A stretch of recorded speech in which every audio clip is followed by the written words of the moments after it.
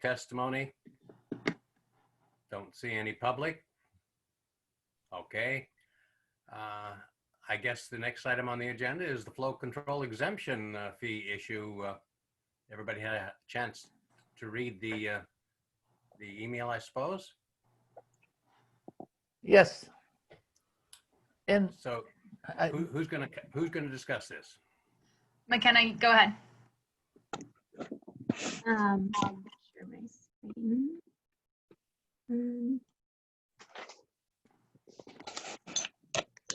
Kenna, you might introduce yourself because I'm not sure the board has met with you before. Yeah, I was just going to do so.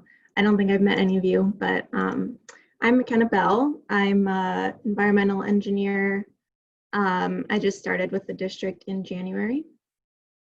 Welcome. Thank you. So can you see my screen okay? yeah, Yep. So purpose of this presentation is to kind of go over development review applicant's request involving a flow control exemption fee. So to give some background, there's a project going on at the Columbia Children's Arboretum. Applicant is Portland Parks and Rec, and the project involves improvements to the park, including a new hard surface trail, picnic shelter, updated parking. And as part of the stormwater plan that they submitted, the applicant's proposing a new pipe under Northeast 6th Drive that would connect to an existing culvert in PEN2's drainage system. And that culvert flows to this ditch on the left. So as part of this, the applicant requested a flow control exemption from PEN2, which is a stipulation that's stated in the city's stormwater management manual. This is kind of a routine thing that we usually go through in development reviews.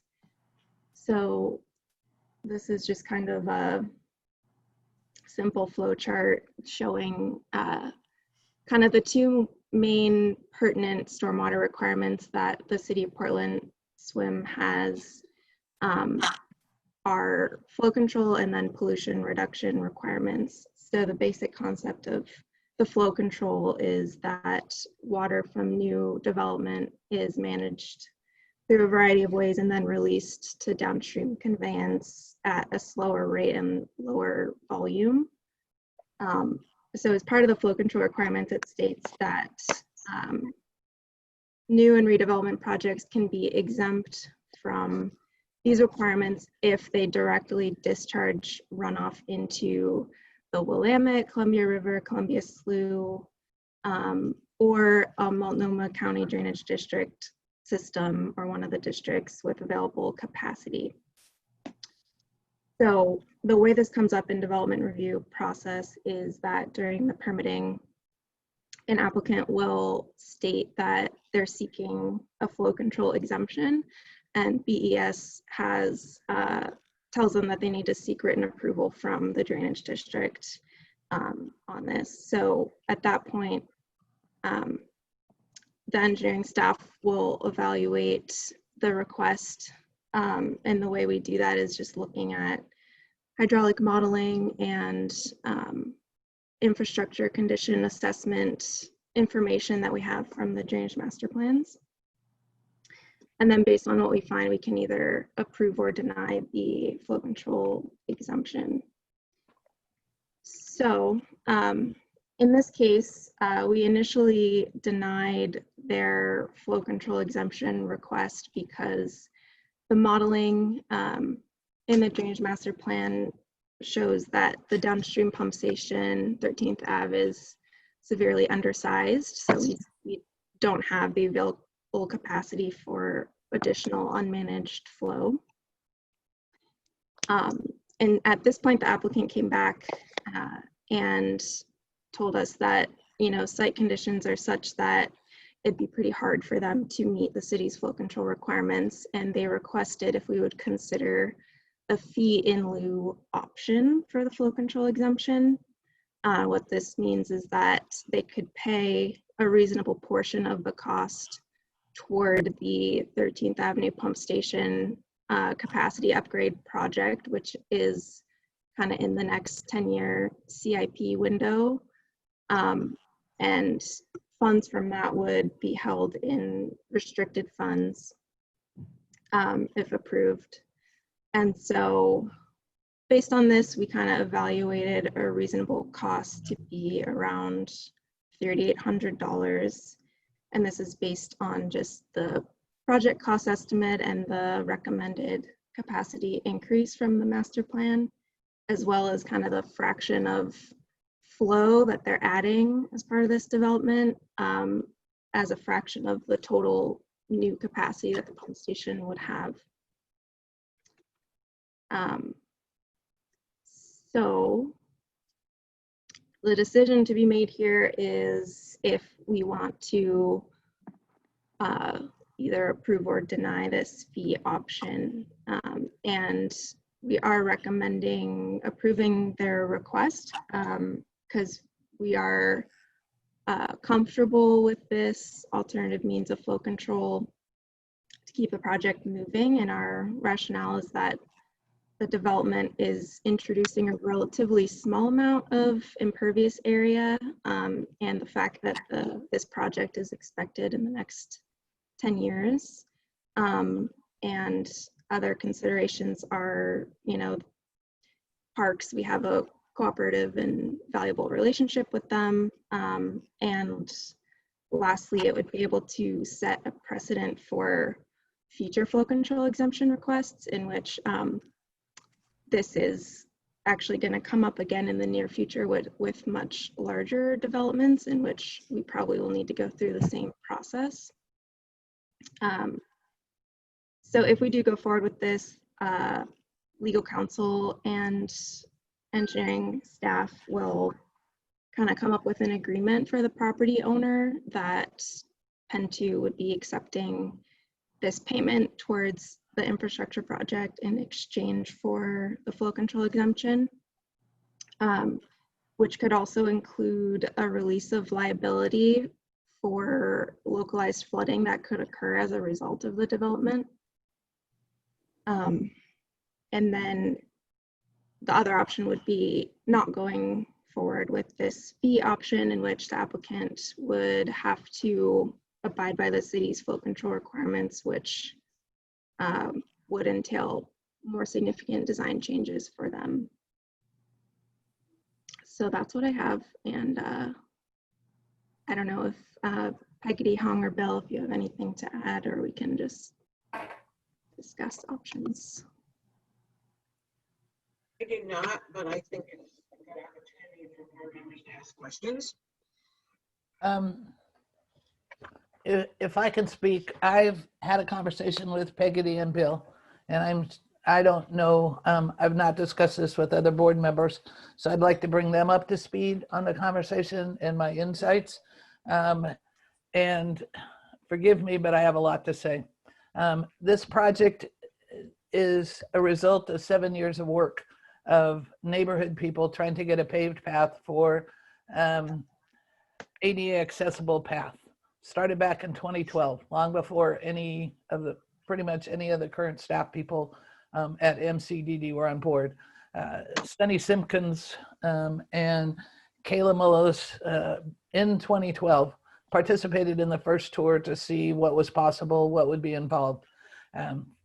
They were involved not officially, not as an inspector, not as engineers, but as advisory to parks as they moved forward, so that we could make a proposal, which happened in 2014 for system development charges, SDC funds, to fund this project. Amanda Fritz awarded the money to our neighborhood at our picnic in 2017, $1.3 million. And since then, the city, Amanda Fritz, and the late Nick Fish added to that amount so that enhancements could be made. I have always been a big proponent of this. I've been on the community advisory board and obviously involved since 2012.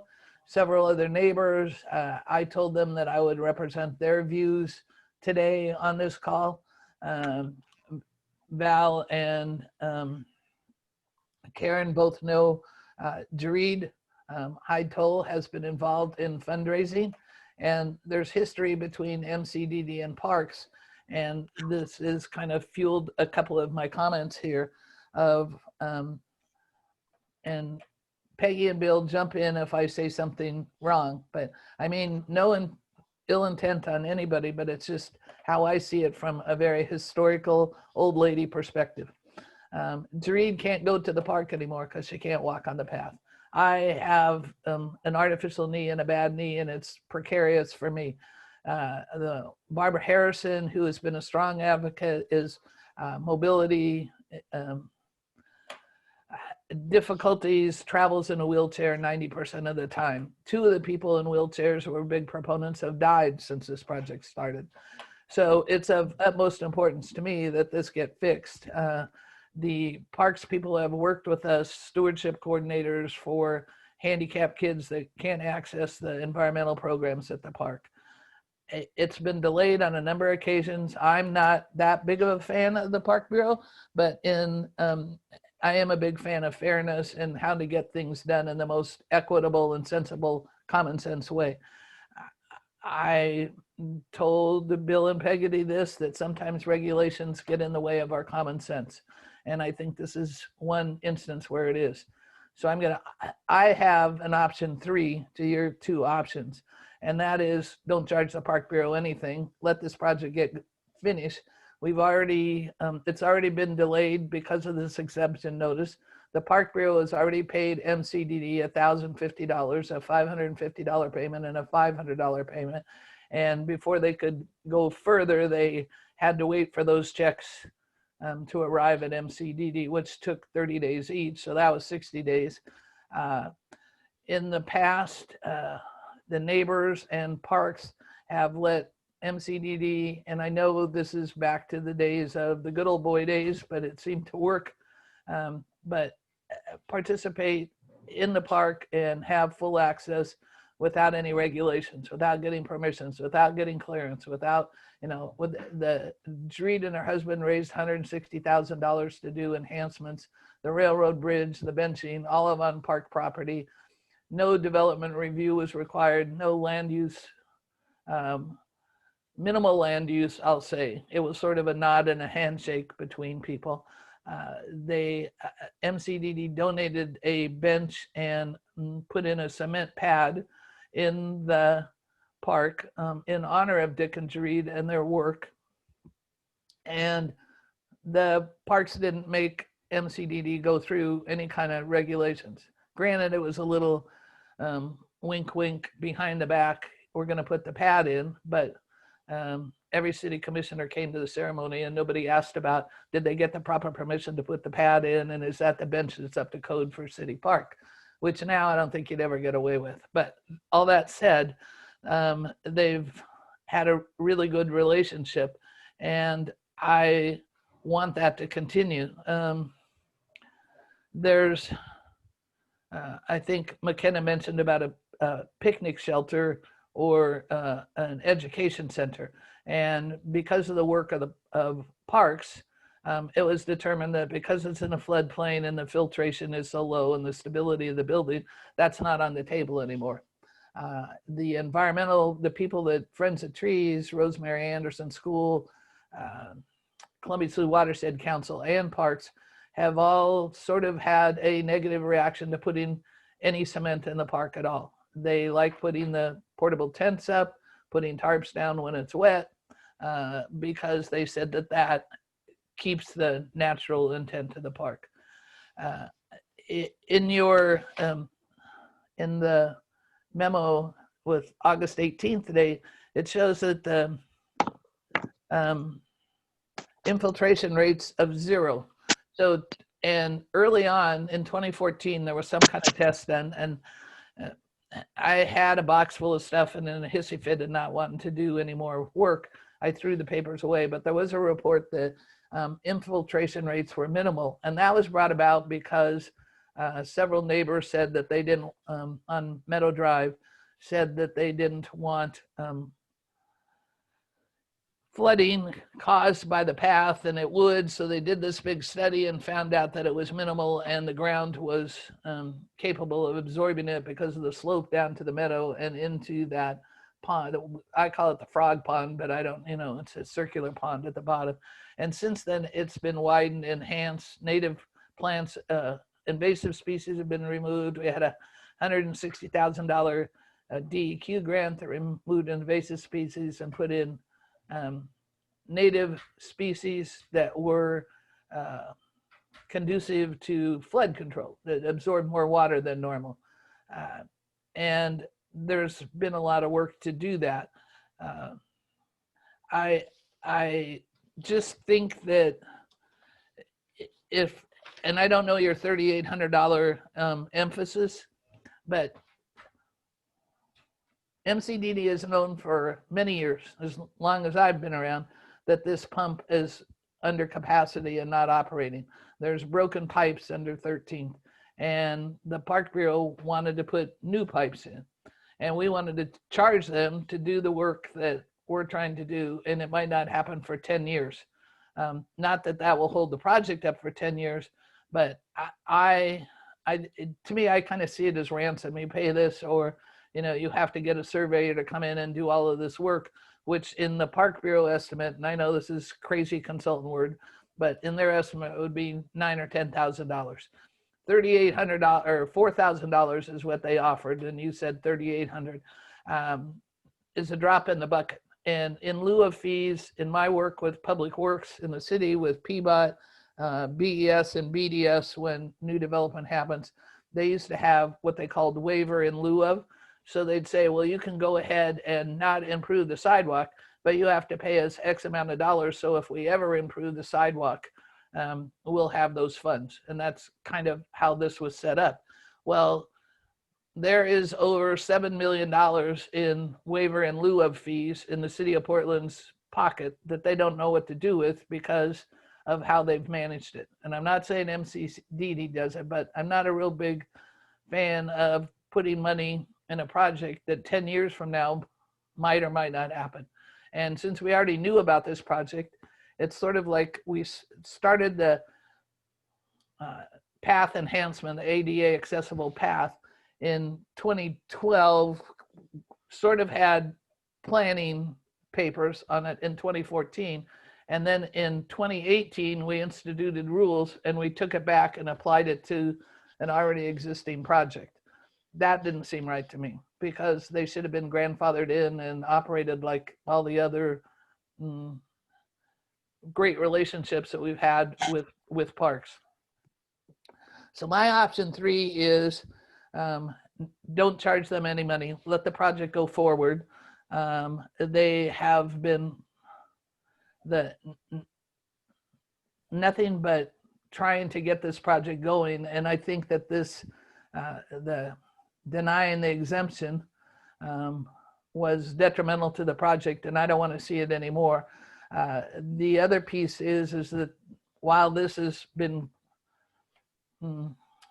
created, or while this has been going on, Parks has met with BES and talked about the stormwater manual, and they have a not official, but to go forward because of the reports that there's minimal infiltration, and MCDD even said it was 0. So my option 3 and the motion that I would make would be to not charge them any more money than the $1,050 that we have. And if somewhere down the road in this 10 years, you need to collect money, the landowners have already paid for this project with property taxes. And I think it would be beneficial because the end result is community good. People that are mobility inclined can get to the park, and the sooner that can happen, the better. So sorry for the long speech, but I just had to make it. And when there's a motion, I'm more than willing to make that motion, but I don't support charging them any amount of money or denying them any more access to get this project done. Well, thank you, Mary Helen, for those comments. Certainly the essence of what you're saying makes a lot of sense. I agree with it. My concern is that it seems to me we've got bureaucratic gears turning here, and it does seem that $3,800 is kind of a minimal actual fee to me. And I'm worried that, in fact, if we try to change the meshing of the gears, that will actually slow things down rather than speed them up. I No. certainly agree with the sentiment, but I'm worried that we'll gum up the works by trying to be more equitable. I have spoken, I think this is where I come in, and this is where I kind of make, just, Peggy, I'm not calling you a bureaucrat, but you're in a position where you can't say some things that I can say.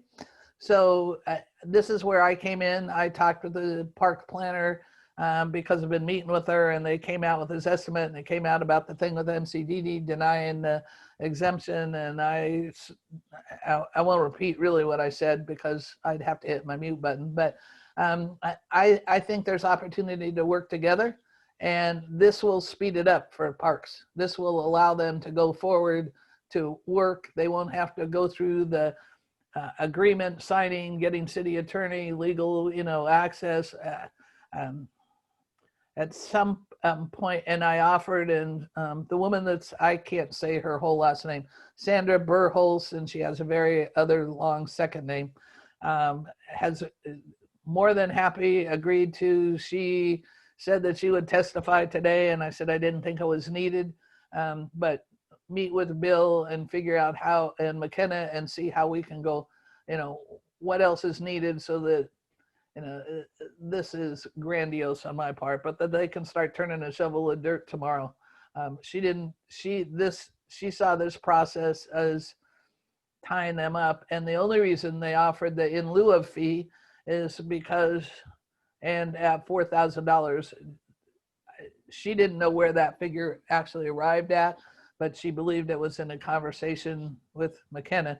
But yes, it is minimal, but it's also costly. And this project is now at, I think, $2.3 million.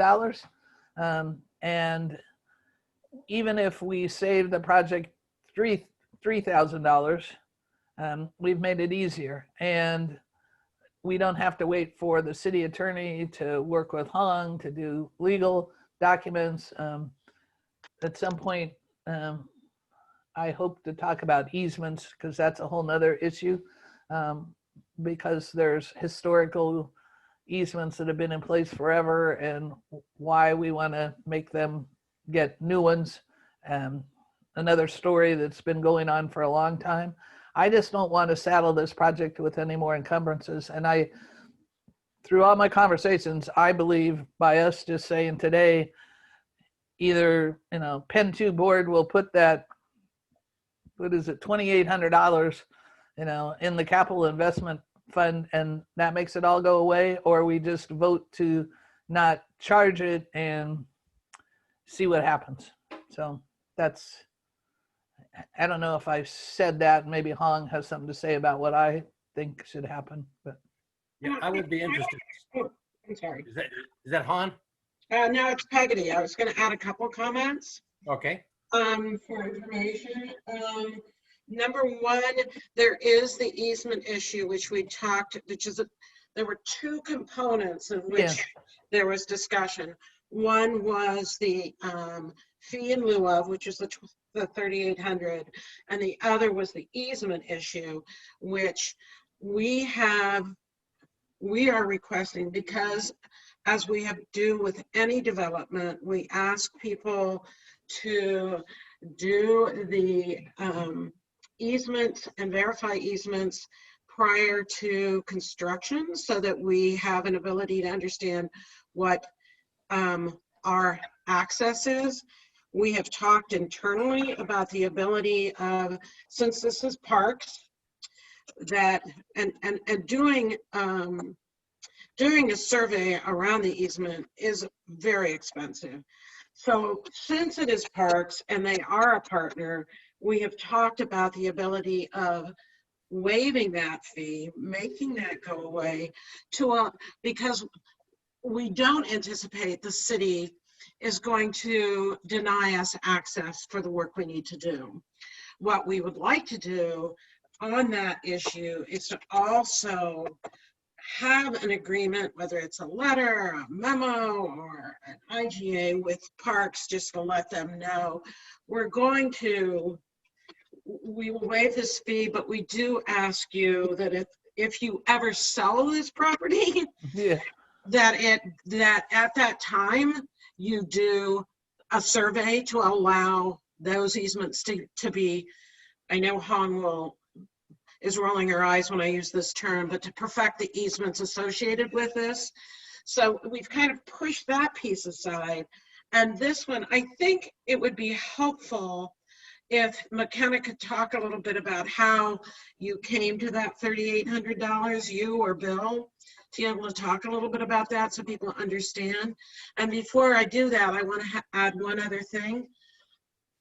It's a board decision, and all I want us to think about is if this is something that you want to waive or you want to make the payment on behalf of the city. I want us to think clearly about how we frame this, because it's an exception to the rule, and I don't want an exception to become a new reality. And I understand, I just want us to frame that correctly, however we do it, to protect the next person. And I just want to add, I support that as well, but I don't know in other instances citywide, and Bill might be aware of them through BES, but in development projects that people, I'm just going to say, and this is not exact, but they've gotten their permits in, and then the city came up with a new regulation. They didn't go back and then pick up all those people that had already gotten plans and permits. And this project has been going on since 2012. We as a board passed the resolution to accept development review, and I was actually one of them that had several conversations with Karen Carrillo on this, and took the flyer that she developed to the Development Review Advisory Committee and got advice from residential builders of wording and how it should be done. So, and that was in 2018. So we're kind of like going back on a project and saying, oh, now you have to do this. And so I don't know technically how that is. It's just one of the things that twirled around in my head. You know, if you're willing, let me add a couple more pieces of information for context here. I can recognize that this project's been going on for some time. We first got official word for any permits in April of 2019. So it was much later than when the project was going through the conceptual stage and so forth. And I'm sure there have been a number of conversations during those years, but that's when BDS first contacted us. So let me walk you through the process, how we normally go through, and so you understand how we've gotten to this point. Can I ask one question on that? Sure. When you say BDS contacted you, so you had no prior, I'm going to say official conversations with Parks? They're the project, yeah, they're the recipients of the money, Right. and okay. So I fully acknowledge that there was conversations between Parks employees and MCD staff over the years. What our development review process it lays out is once we've gotten notice from the applicants that they're planning to move forward. That's when we start our clock, at least on the development review side.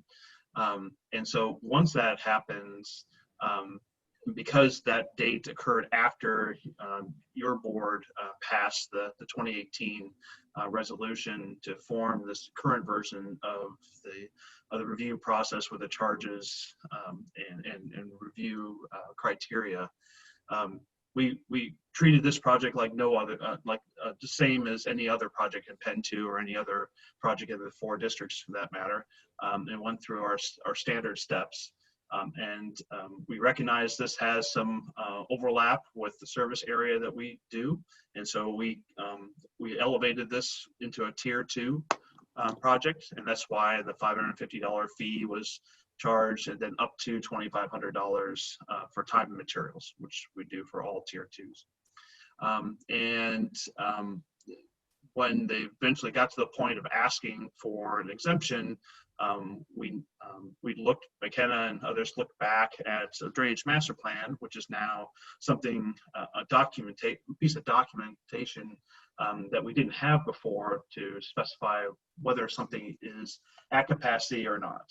And so as McKenna noted, pump station, Northeast 13th pump station is not at capacity. As Mary Helen had noted earlier, it has not been at capacity for some time, but that's been not as well documented. But now we have that. So based on this and the exemptions that the city has for us, we asked for that. We denied that exemption.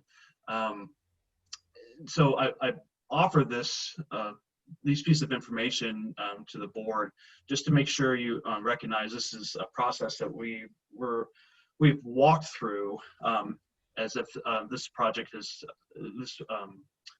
applicant is no different than any others. And certainly the board's prerogative to modify that. I have no issue with that.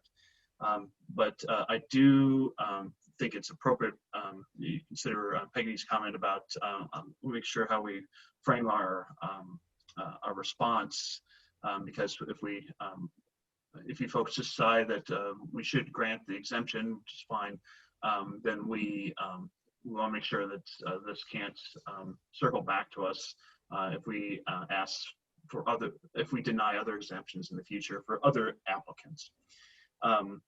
Just as an aside, it's interesting to note that the current version of the revised, the current version of the draft stormwater management manual rules that BES is now circulating has removed that exemption option for us.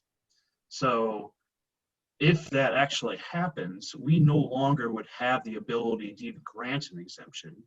So projects like this would not be able to, we would not have any ability to remove, to go down this path. They would have to work within the city bureaus to get that exemption. So it was an interesting twist that we just found out about just recently. I'll let you know that several of us are working hard to make sure that exemption stays in place. But it's a little precarious. McKenna, can you comment a little bit about the origin of 3800? What, can I just make a comment to that? Sure. The exemption thing, because I'm on a committee reviewing that stormwater manual because of DRAC involvement.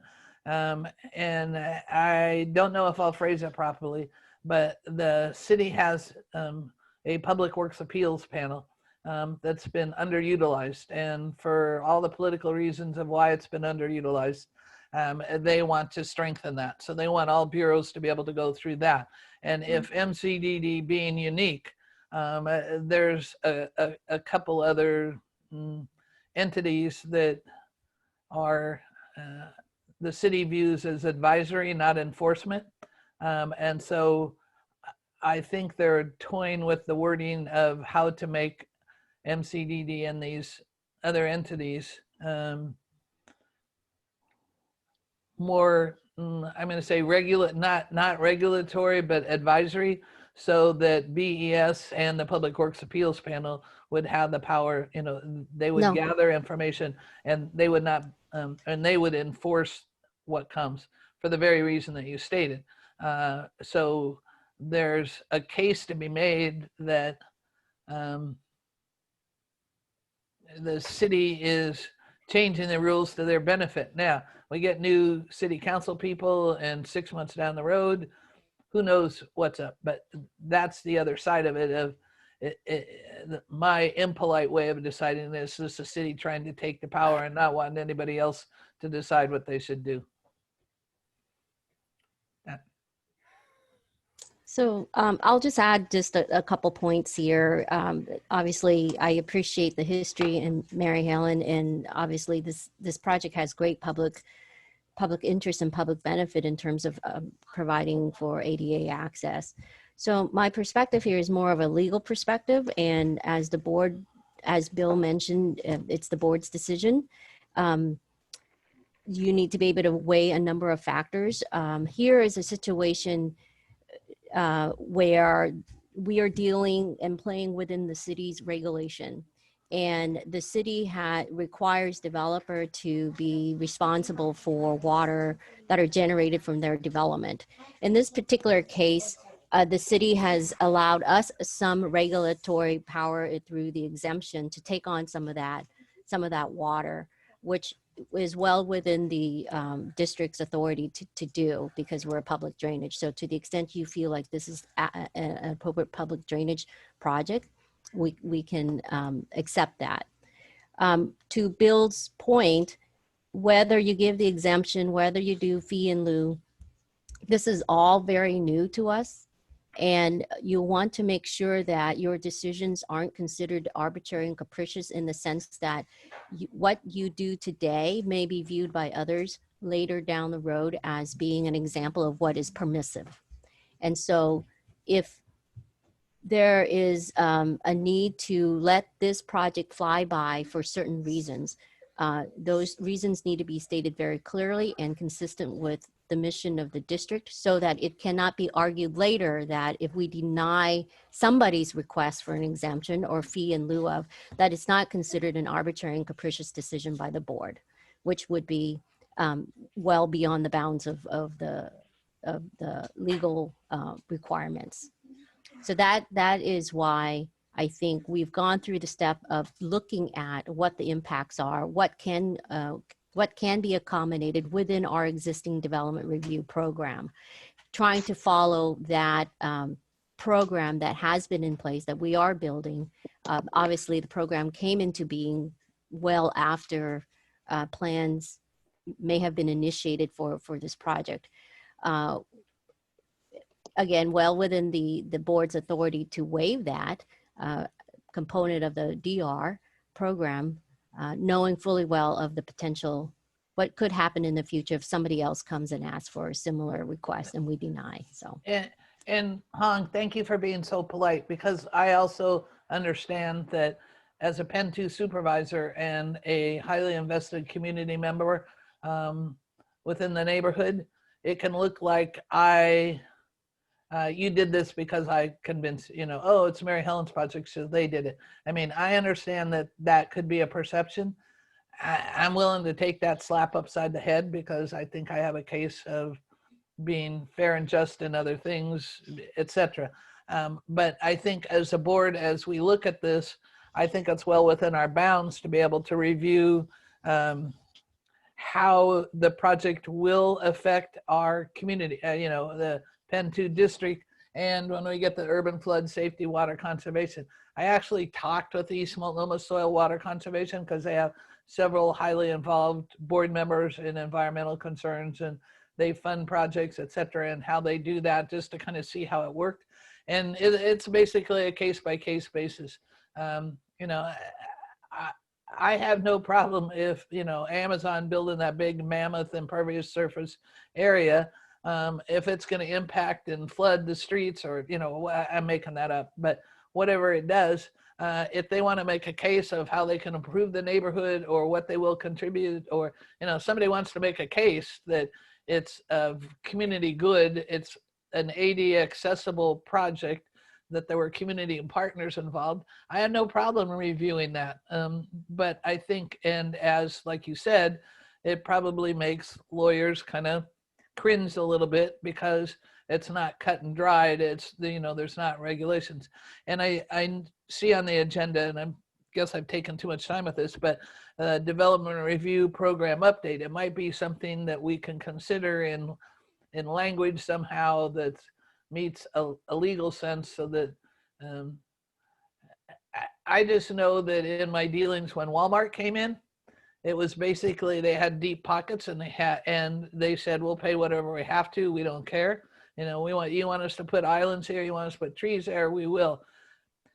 Now they're starting to take the islands out because people are suing them over their tires getting broken and dry. It's a long story, but I mean, I think it's a case by case basis, and I think to say all things are, you know, one shoe fits all is not good in this case, and that's kind of what we did. And now's the time to learn from that experience and enhance our capabilities to make the drainage district better. Yeah, so let me just add that I love living in the case by case gray area. That's just, you know, that's where lawyers, you know, provide the greatest value. But in this case, I don't think that it helps the board, nor does it help the program and staff. Case by case is, if you are going to analyze this on a case by case, imagine the number of cases that come before each board each time somebody feels like we were wrong in our analysis. So perhaps there is some room for improvement in terms of the development review program to try to help avoid a case by case analysis, because that is fertile ground for arbitrary and capricious type of arguments against board members. Okay. McKenna, can you comment on the $3,800 Yeah, let me portion, just please? quickly go over that. So in the drainage master plan, they gave a cost estimate for what it would cost to upgrade this pump station capacity, and the total project cost is about $2.4 million. And we looked at that and said, well, for new development, I mean, it doesn't really make sense for them to pay for a whole portion of that cost, which also includes, you know, construction costs not related to only upgrading the capacity of the pump station. So we took out the cost that is only associated with new pumps and control systems, which is about $470,000. So from there, we looked at the flow rate coming out of that pipe that they're planning to install, and we divided it by the total increase in flow from the new proposed pump station capacity. And that very small fraction of flow that they're adding, we multiplied that by the 470,000, and that's how we got the 3,800, which I think is a pretty fair cost. If we used the total cost of the project, it would have been closer to like $20,000. So, Well, that's what it would cost them to have the survey work done on their side, is $15,000 to $20,000 right. to not have to pay $3,800. That, I mean, basically that's where the city's coming from. And if $3,800 over the life of a $4 million project seems minimal for the benefit involved to me, but minimal to zero are the different statements that have been made. So I think I know nothing about cost analysis. I just know what it sounds like to the public. Like, we're charging parks $3,800 to do what we already said we needed to do 5, however many years ago. And now we're going to charge them $3,800 in a $4 million project when neighbors see it as something that they already pay to have done. And the whole purpose of the, not whole purpose, I just see it as, and sitting here, I'm going to be quiet now and just see what happens. But we spent a lot of time talking about $2,000. That's the amount of my stimulus check, and I'm willing to donate the money to the parks to pay for it to get it over with, because $3,800 will make a park bench go away. It will make a garbage can go away. It will make portable tents go away, any of those options. And I think those are far more important than $3,800 in a project that's already been approved that might not get built for 10 years. That's all I'm going to say. I'll be quiet and let Val and Karen chime in. I would be interested in Karen's thoughts. Okay, can you hear me? I can. Yes, If all this is trying to waive this is going to cause a big problem, wouldn't it be easier for PEN2 to take money out of our reserves account and just pay it for the city or for who's ever doing it? Wouldn't that eliminate a lot of problems? that's what I think. Does that grease the wheels or does that gum up the works? Well, so it would be PEN2 paying the exemption fee, so it'd be like a grant. Well, the $3,800 that we're arguing about and fussing with, Yeah. that could be a problem. Yeah, Yeah, can't we donate it to them? yeah. So I guess I don't view this discussion as a discussion of fight over a $38,000 fee as what the program and the practices we set in place going forward with respect to these type of exemption request and fee in lieu approach. So it's more of a programmatic question for a new element to the DR program that we haven't encountered before. And so whatever is the decision here, it just needs to be well thought out. I think that if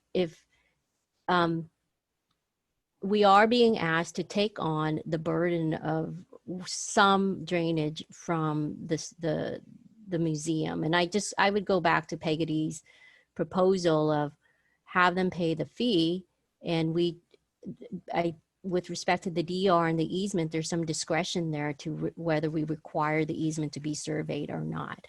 I know that that is part of the program to try to get our easements that we don't know about surveyed and have the developer bear the burden of that because we don't have money to do that survey. And maybe this is not the right developer to be asking for that survey cost. So that could be the exchange there. And I guess one maybe way to think about this, or as the development review program matures, is that like City of Portland and Gresham and Fairview all have exemptions within their codes or programs for services that benefit the public or provide public safety.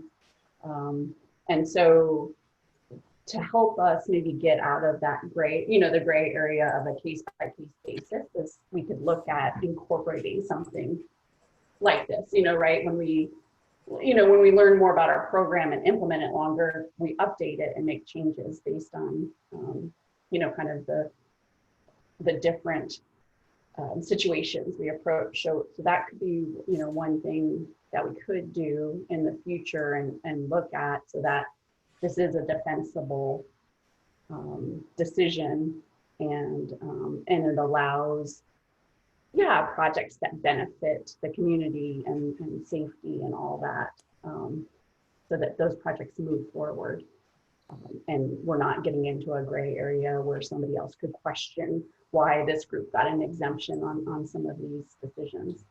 I personally believe that you can write, if the exemption is the way that the board wants to go, we can easily justify that. I think it's just a matter of clarifying in the resolution or the agreement of why this is different, i.e. this is a project this is part of our organization's and the board's recommendation as it relates to diversity and equity, access to community. This is a community partner, the City of Portland, as it relates to that. There's a number of things.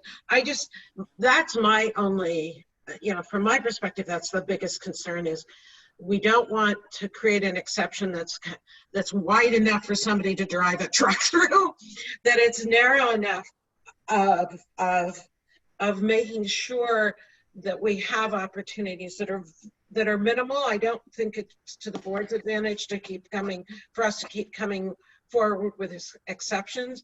But if we kind of set a precedence about what this specifically is and why it is different and special, when if the board makes the decision to exempt. I think that would be beneficial for everyone. I just want to add one thing. PBOT and BDS both have language to that effect, of why they waive fees, grant waivers, etc. And so to speak to, as this project matures, we can learn from what already exists, like Sunny said, and enhance it. And I don't think that waiving this fee and granting the exception, I'd be hard pressed to have anybody find issue with it in the future. But how we make that clear in the resolution for now to move forward is beyond my capability of saying that's a really good thing and I want to do it. So. Well, it seems to me that the $3,800 is not the issue at all. Regardless of who pays it, it's coming out of taxpayers' pockets at some point, and it's not really terribly significant which entity writes which check. It seems to me the issue is how much you're gumming up the gears or not gumming up or how much you're expediting it happening. It seems we're sitting here talking about this and tying up time of people, which is costing money. So it seems to me that everything that complicates it actually causes more expense than just doing it, just following the pattern and not making it different. Well, what I heard, the sentiment to wanting to do that, it certainly is equitable to not be charging them. We want them to be doing what they're doing, but is it actually helping to make the exception? And that's kind of where I'm coming down. And I'm not sure if I guess what I'm saying here is that it seems to me that Mary Helen wants to do one thing, and I'm for just letting it go the way the staff has started it. And if Karen would pipe in as to which side she's on, maybe we can make a decision. well, can I just say one thing? I think we've heard from Peggotty, Sunny, and Hong that this will help make the development project better, and that we can enhance it. And this is the first time it's happened. So this is an opportunity to make a process, not an all or nothing process. And if I'm misstating that, I apologize, but we're going to review the process and say, how can we make it better? Maybe they charge more fees for different things. I mean, there's many different things that are going to come, but if we just leave it as status quo, I don't see that as being beneficial. I'm not sure that anything that's concerning this project is status quo, Mary Helen, just Right. because of the No. unique nature of the exemption request, and then the step forward to offer the fee in lieu. So, Well, that they even allowed that was not in existence before the Park Bureau did it. So I see that there is opportunity to make operational regulations, I don't know if more complicated or less complicated, but more definitive. And if that's not the case, then yeah.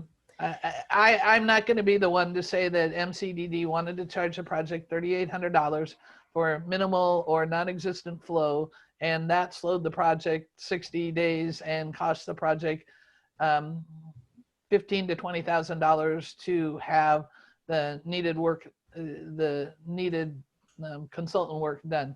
I'll abstain from voting, and that'll throw Karen and Val into it, or you'd have to get Leslie. But I just think this is an opportunity to do good things on all sides, enhance a policy that we have about development review, and assist getting a project of community good that checks all the boxes of DEI stuff. Supports our equity goal. Yeah.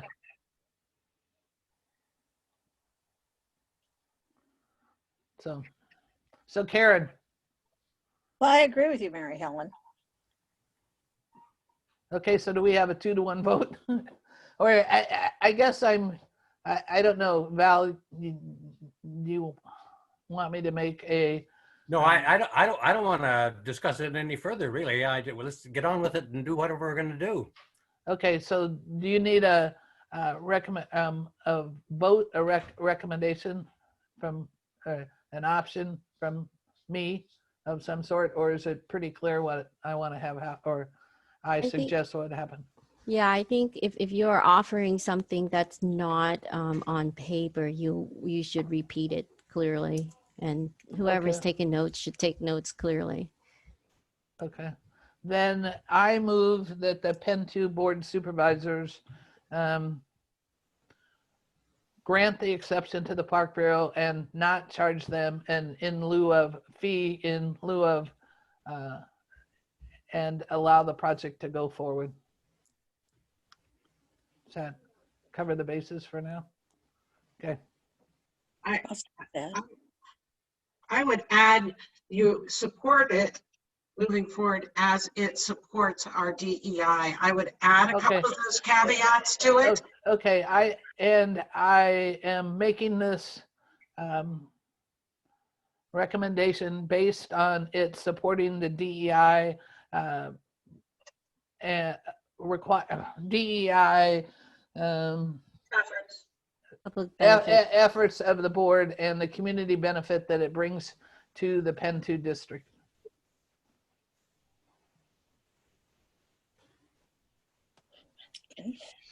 So I'll just repeat that motion there.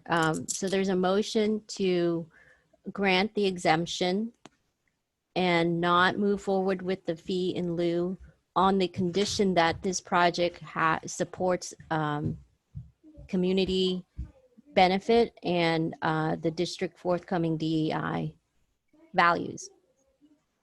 Yes, sounds good to me. Or perhaps in recognition of the fact that it does. Okay, I'll accept that word change. That's fine. Okay, I'll second that. Does that help? Any discussion? Yeah. All in favor, say aye. Well, I guess we should Aye. do a roll call, huh? Okay, Mary Helen, Aye.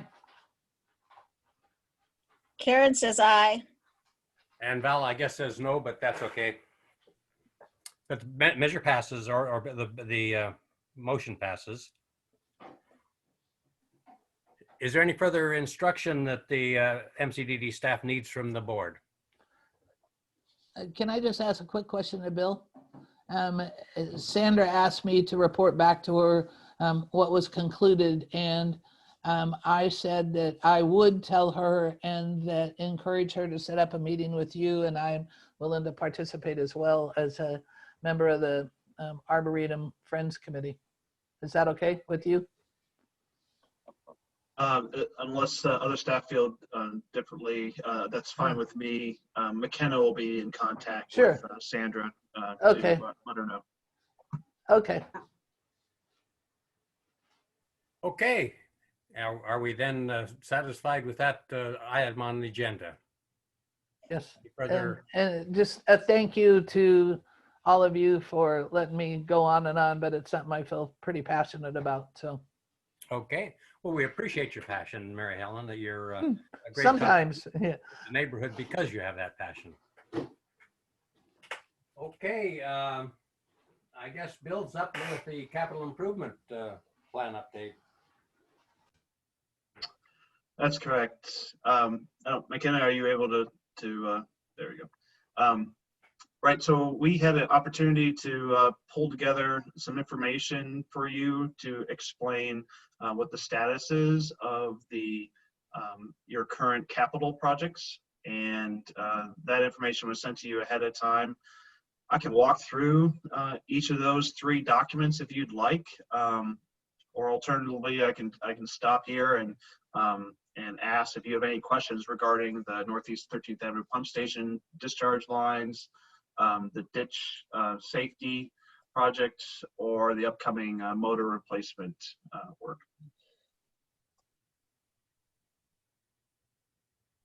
Are there any questions? No, I don't have any. It's been pretty clear. You've done a really good job keeping us informed, and the document helped a lot. So I think unless there's any changes to it, I don't have any questions. I'm fine. Okay, well, very good. And I want to make sure to thank Kevin Stevenson, Amber, and Ayers, and Josh McNamee for putting together those documents. So I'm glad they were satisfactory and answered your questions. So as with that, I believe that particular agenda item is finished. Thank you. That brings you up again for Assets and Liabilities Working Group. All right, so excellent. This is a conversation we've had over the last several months regarding the development to identify assets that PEN2 owns and then valuing those assets. At the June format meeting, the boards agreed collectively that a working group of board members, one member from each board, could be formed in order to support and provide input to staff in order to put together material and presentations for the full boards during this effort over this coming year. What was added to your packet this time around was a draft of the charter document for that working group board. So this is the 4-member working group that would support staff. And that document is on pages 11 through 13 of your packet. And let me just do, since you have not seen this before until then, let me just do a quick run through and explain what the highlights are in here. And the intent of this discussion is to obtain some initial feedback from this board. I'll be doing the same presentation for the other 3 boards this week. And the idea is we would collect this information and revise the charter. And when that working group meets for the first time, they'll review those adjustments and understand what the feedback is from those boards. And then finalize the document. So on page 11 of your handout, this is the first page of this charter. We're talking about, it talks about the mission and purpose of the working group. This is text that you've seen from the PowerPoint presentations about this topic for the last couple months. So hopefully that text is not a surprise at all to you all.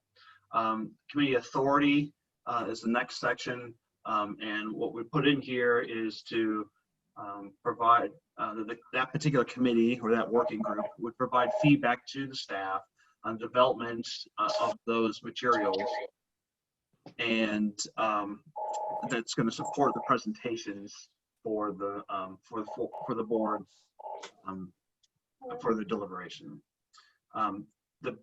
Probably the text that's probably could be a little bit new for you is the responsibilities and outcomes section. These are the staff's intent or vision of what this particular working group would conduct, how they would conduct themselves, and what their role is, and what type of products would come out of them. They would be involved with strategy. They would be involved with some discussion with subject matter experts.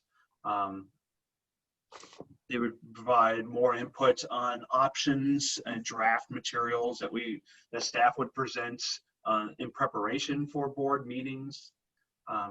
The idea again is to, and also to provide during the board meetings, is to introduce the topics that come up, and possibly then hand over the details over to staff for the remainder of the presentation, and come up when there's major deliverables, have this working group have the first opportunity to review those deliverables and make some adjustments before the full board can review those in big part because those individuals will have a good sense on what their respective boards will be thinking as draft materials are released, and then some of the draft documentation could be adjusted accordingly. So we could answer some questions ahead of time instead of waiting for the full board meeting. And the idea is if any decisions that come up within the working group, that those decisions would be made by consensus as opposed to majority vote or unanimous vote. So other sections are pretty straightforward. Is the duration of when the working group would exist, the membership, and then there's references to RS 550 and then the preliminary schedule. So thank you for giving me the opportunity to walk through the highlights there. Are there any questions or suggestions on how this charter should be adjusted to make sure that they understand what, at least from your board's perspective, what their charging orders are and how they should be operating?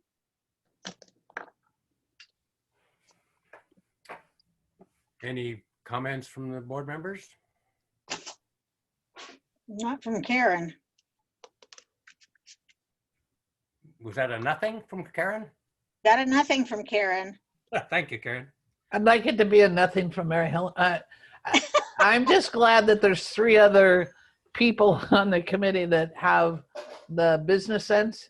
I have the vision from sitting on city bureaus when different ones merged or the Portland building was built, of how they handed assets and liabilities. So I've got kind of a different perspective. So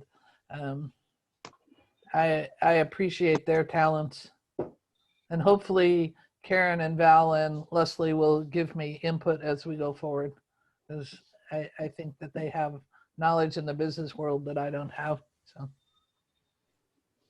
The only thought I had recently about this issue is that the methods could be different between what the various districts were charged. Since the overall point of this is equity in the consolidation of the districts and who has which assets that are contributing to the combined new drainage district. If say the assets that I think should be assessed at residual value, trucks and things like that MCDD is running, if they have been depreciated to 0 on books and the various districts have paid for that depreciation, then if there's a residual value, then the various districts ought to get some portion of that residual value on their books. But that's just a little strange esoteric thought I had when I was falling asleep. So that's all I have to say. All right, noted. And I bet you fell asleep quickly after that. Yeah, it puts you to sleep. Yeah. I guess you're still up, Bill, on the next item on the agenda. Is that correct? Okay, thank you for your input, and yes, I am up next as well. So I know you all received the 1-page summary of the development review program and proposed changes. Let me pull up a PowerPoint presentation to help walk through some of the information. And if I can share my screen.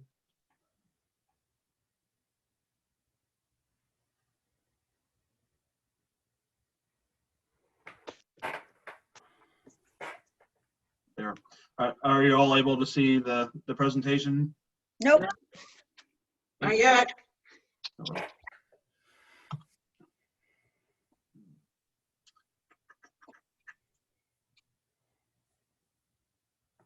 Oh, I have to hit share. Okay. How about now?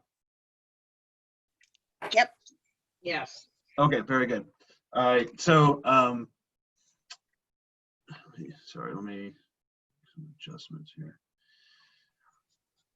Right, so this presentation is a culmination of work that staff's done over the last couple of months to reflect back upon what's been happening with the development review program and what some adjustments this board might and other boards might consider moving forward.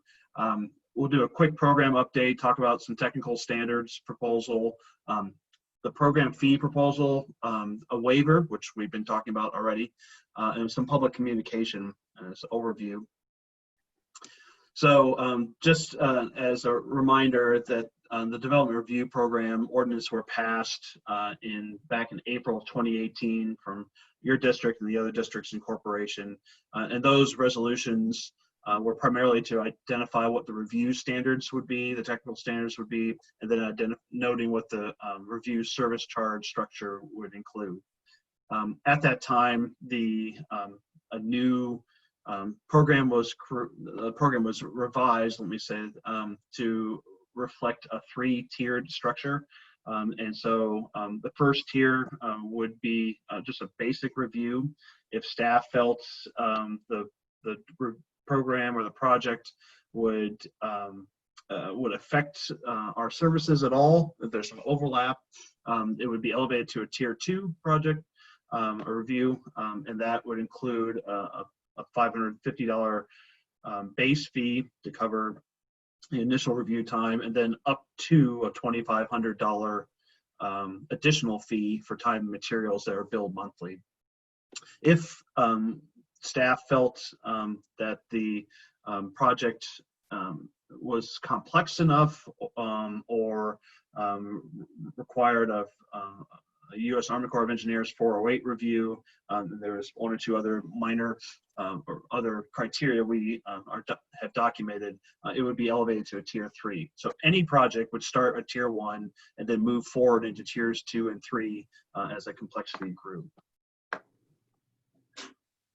So what's happened since the program was put in place? There was a 1-month delay between the passage of the resolution and when we started work applying this effort. And so from May 2018 until into April 2020, we had over 200 developments that started as tier 1s. 30 of those we've noted were complex enough that required a tier 2 and paid a $550 base fee, so about 15% of the total. And of those 30, 4 of those projects elevated to tier 3. So very, very few tier 3s, just I guess that's 1.5%. 15% of the projects that started were tier 2s. So that's overall. So what does it mean for PEN2? And in your case, PEN2, there's a table on here that shows how many, what each district, what the number of reviews were per district, the revenue that's been collected to date, as well as the revenue we've collected from tiers 2 and 3. So of the 4 projects that were considered for base fees, 3 of them were elevated and counted into tier 2. And of those 3, only 1 of them came to tier 3. And that's one you know about. That's the old Portland Meadows site, which is the only tier 3 project so far. We've collected $2,200 in base fee revenue, just under $12,000 in service charge revenue. Remember, this is money to help offset and recoup some or a majority of the costs for development reviews. And so far, we've collected $431 for the tier 3 review. That's partly a reflection on the timing of the review, but that's the costs for that review are already gone up dramatically since this slide was put together. So what technical standards are we thinking about adding to what's already in existence in our process? One thing we did not clearly address during the first version of these standards is the clearance above the levee system. We did follow U.S. Army Corps of Engineers rules for what's considered part of the evaluation process, but those rules did not include anything about overhead clearance. And so as a result of that, we've had maybe two situations now where we've run across this. And so what we want to do is make sure we add this type of detail to the technical standards.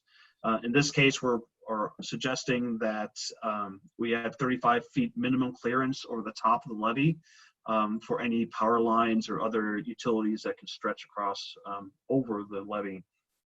That 35 feet is the sum of the following two things. One, OSHA requires a 10-foot minimum separation for lines that are under 50 kilovolts. And two, our biggest excavator, the Case 210, can reach up to 25 feet above ground. So it's a combination of 25 feet and 10 feet is 35 feet. So that's going to be our proposal, our sole proposal for revising the technical program.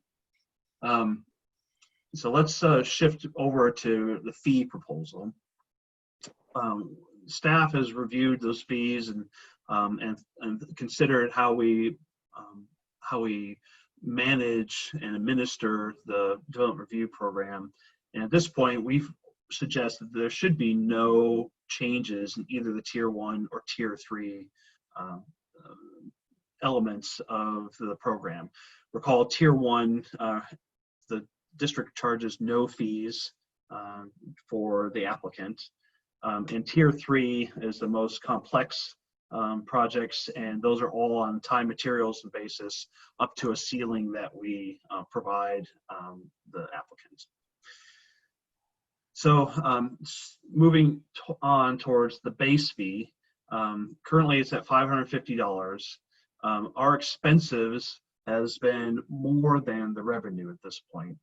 Part of this is a reflection on staff's efforts to try to understand what each of the projects are, to get to a sense and a decision that yes, a tier 2, a project should be moved to a tier 2, or no, it should stay at a tier 1. And so you can see the expenses has risen quite a bit over the revenue side. And so as a result, we're suggesting that the flat fee for the base fee be adjusted from $550 to $710. So that's a second step for our recommendations on the fee program. The third step recommendation is for the tier 2 service charge. Currently, we build applicants for time materials up to $2,500 ceiling. And the expenses has been close, but not quite to the same level as the revenues come in. And honestly, the expenses have been over in a couple of cases. This is not just for your district, but these are for all 4 districts. I'm sorry, I didn't mention that earlier. The expenses are a little higher than revenue, but in part, that's because the amount of effort needed to complete our review exceeded the $2,500 for a couple of projects. And but there wasn't justification to elevate it to tier 3 because it didn't meet one of our criteria for a tier 3 project. But the process internally to administer the tier 2s is a little bit challenging, or at least laborious, because we have to track our costs, our time, and our consultant fee, which is what we do anyway on a weekly and monthly basis. But then our finance team needs to collect the information, verify it, and issue invoices on a monthly basis. And for a $2,500 ceiling, we felt that the level of effort needed to obtain the money we received back was more than what than the benefits that it received.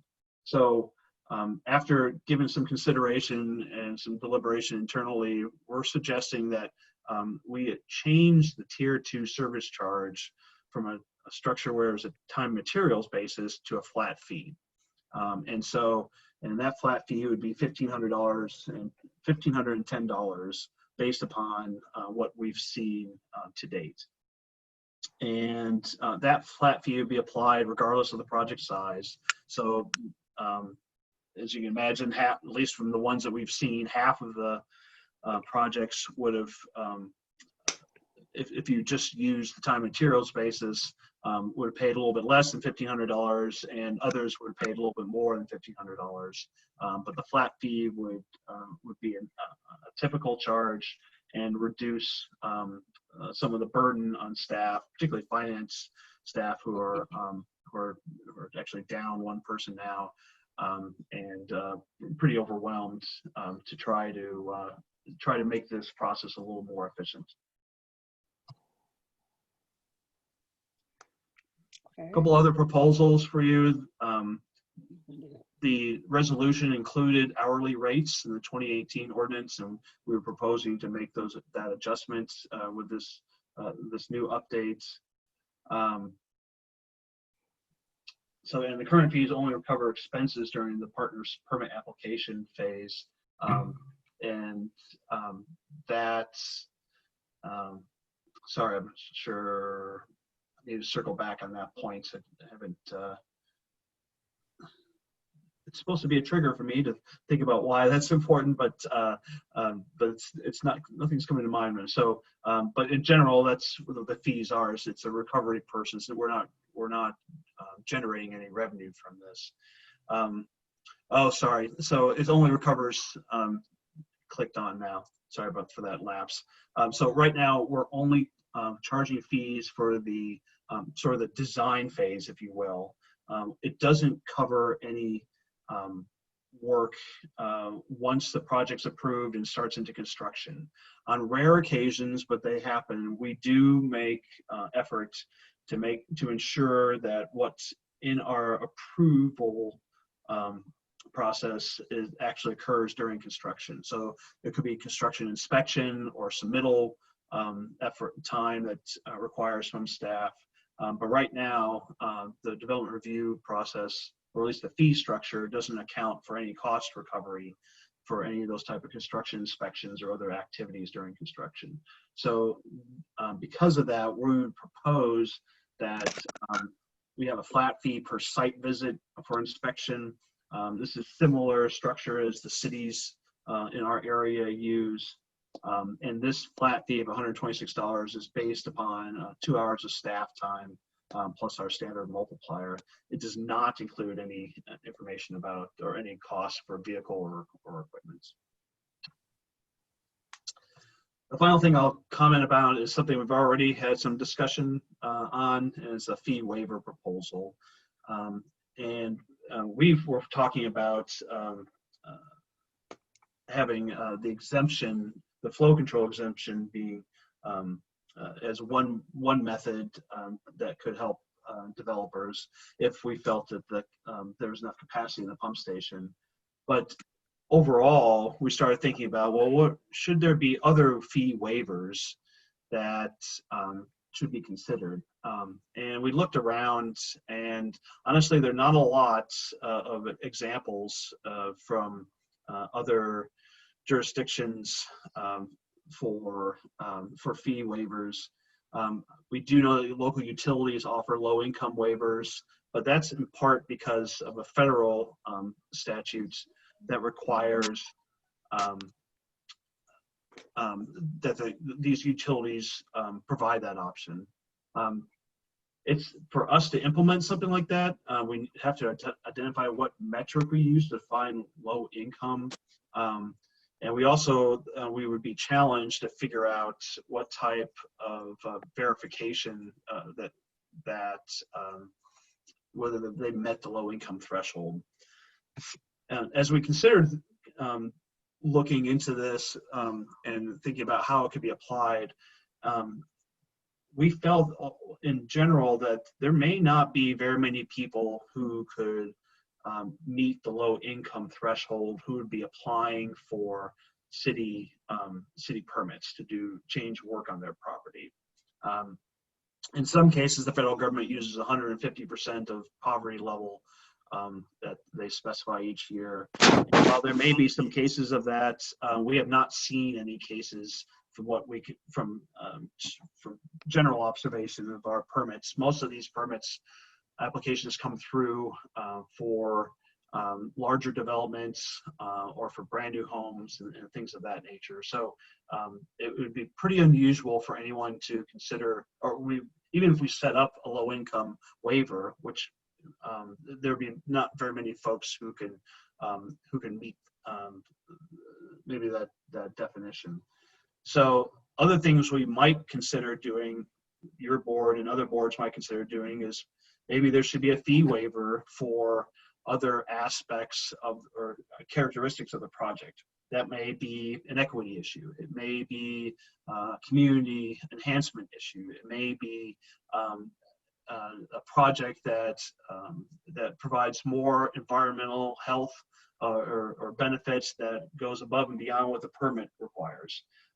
Or it may be something to the effect of another characteristic of the new urban flood control districts that's stated in ORS 550, things, similar concepts of advancing knowledge about Native American culture in our area. So there may be other ways to create a fee waiver based on the characteristic of the project, but we don't have a proposal for you today on that, but we're offering this as a starting point to give you some food for thought, and I'm hoping to give you some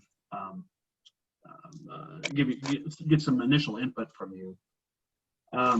Fee waivers, I mean, you can get down to some more details about. There's a categorical eligibility. This is more about income level. If you meet a certain category of income based upon outreach others may have done with the Multnomah County staff, but county social services staff, to identify eligibility for financial assistance, or other utilities. You can get a categorical exemption, or you could get. We could offer a fee request form based on other criteria I listed just recently. The other challenge here is for your board and others is, how do you fund those fees waivers if they come up? A couple of options include increasing the development review fees for the base fee and the tier 2 fee to adjust that based upon the assumption that there'll be 2 fee waivers per year, and you adjust the cost accordingly. The other option may be just that general assessments that people would pay for those fee waivers, as we talked about as an option for earlier in this meeting. So if that's not enough to think about, I just wanted to make sure there's circle back and explain to you what type of public communications we've had for these fees. We have done quite a bit of outreach to city staff about what this development review program is. We've given them some handouts, which provides a background of information, which you see on the left side of the screen. We do have a development review handbook that we share with applicants who come through the process. We do have pre-application conferences with the applicants once we understand they've gone beyond sort of the conceptual stage and have something specific for us to look at. And finally, a lot of this information is on our website. So it's a lot of information to share, and I'd welcome some questions if you have any.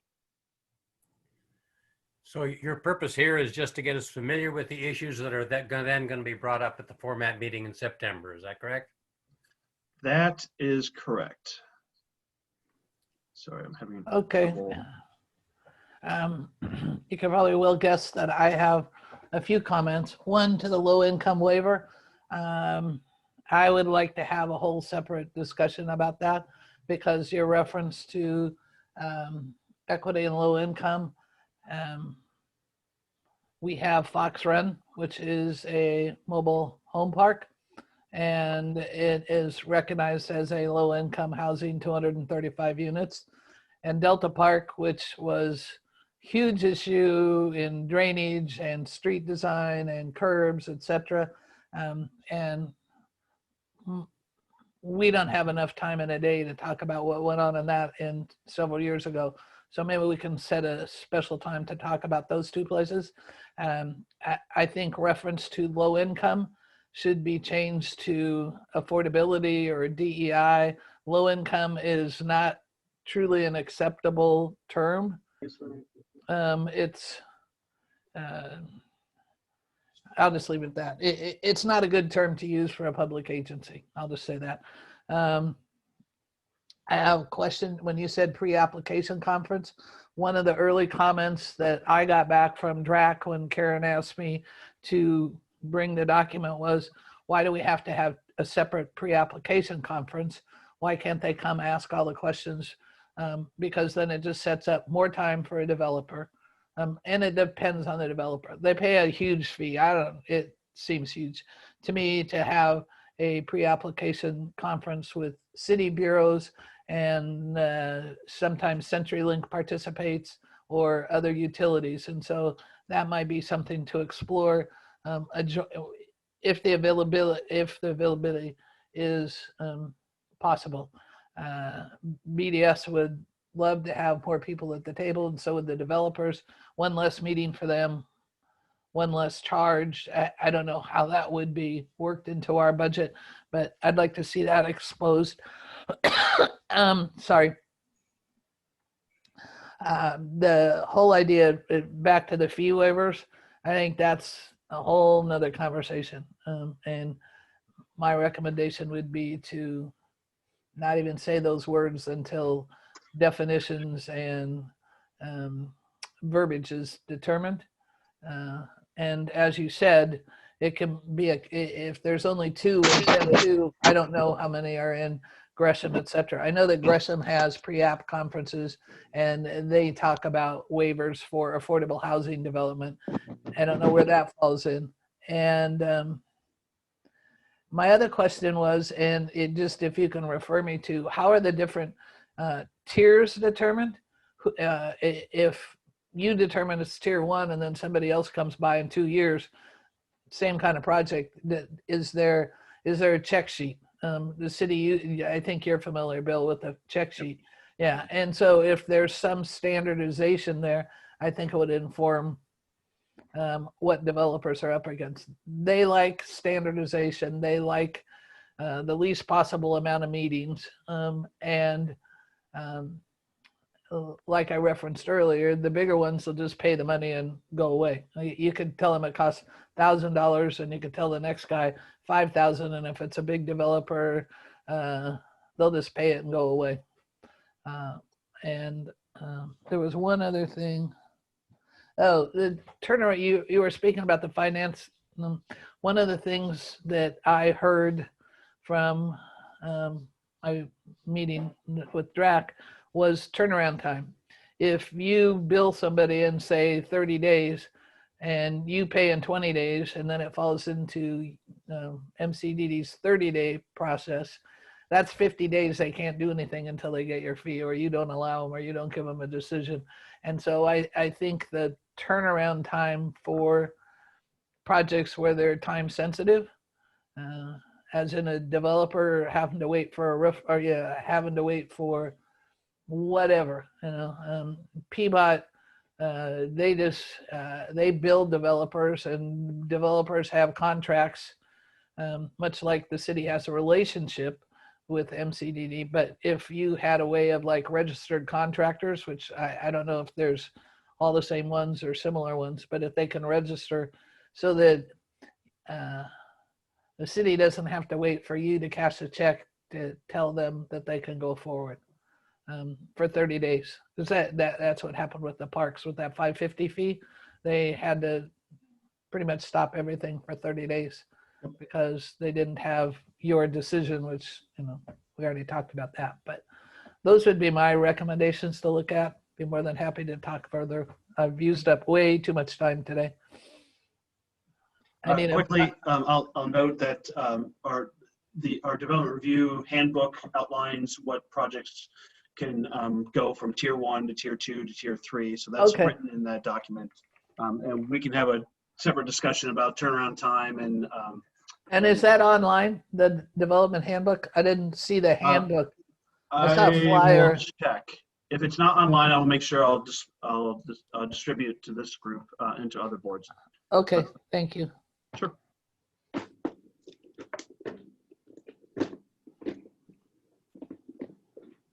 Any other comments on the subject? None from me, none from you, Karen? Nope, none for me. Okay, we'll take the input from here and from the other boards that we'll talk to this week and make another presentation with a more refined proposal at the format meeting towards the end of September. Thank you, Bill. All right, thanks for your time. The agenda item now says new business. Peggotty, you're our usual new business person.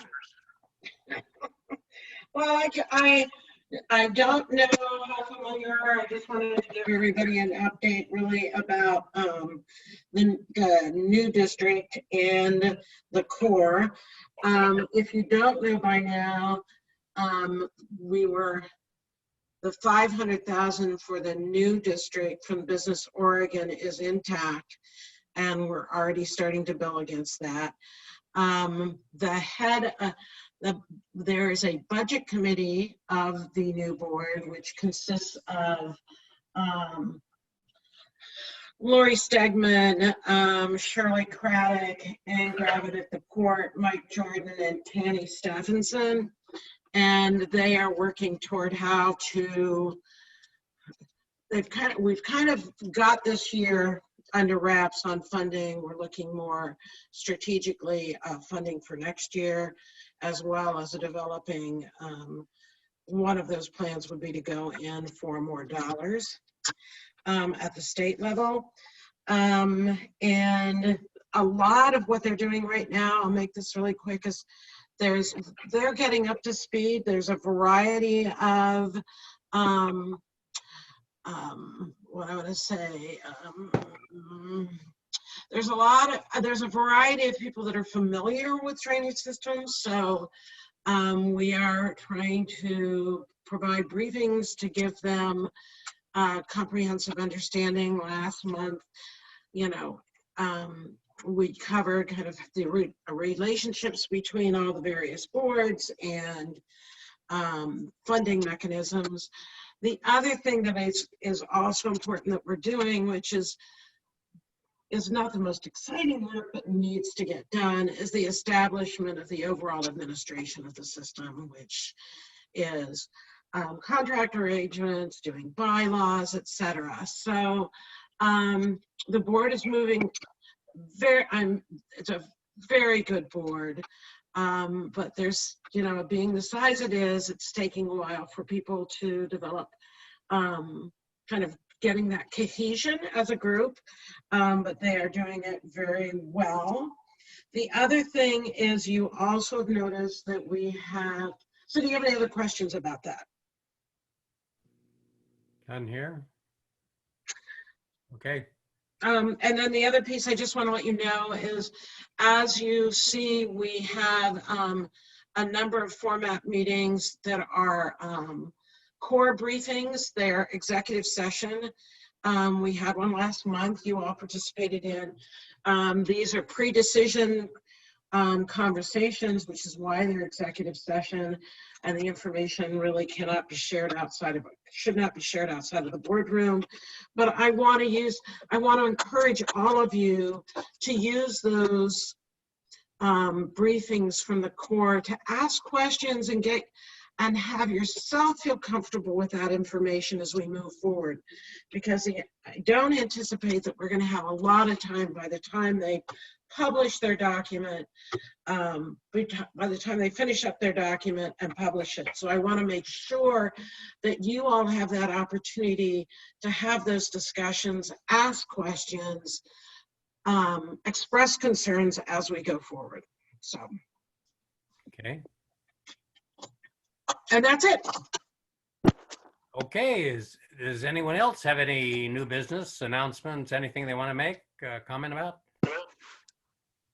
I have a peripheral question for Emily. Had a little confusion about the link for the meeting. Are we using the same link repeatedly, or is there a new link for each meeting? Usually, I think there's a new link for each meeting, and it comes out like in a calendar invitation. But I know if you're using a different calendar application, it like might not come through. But yeah, so they're different each time. Thank you. Okay. If there's no other business, thank you all for being here. The meeting of PEN2 board is adjourned. Okay, thank you. Thank you.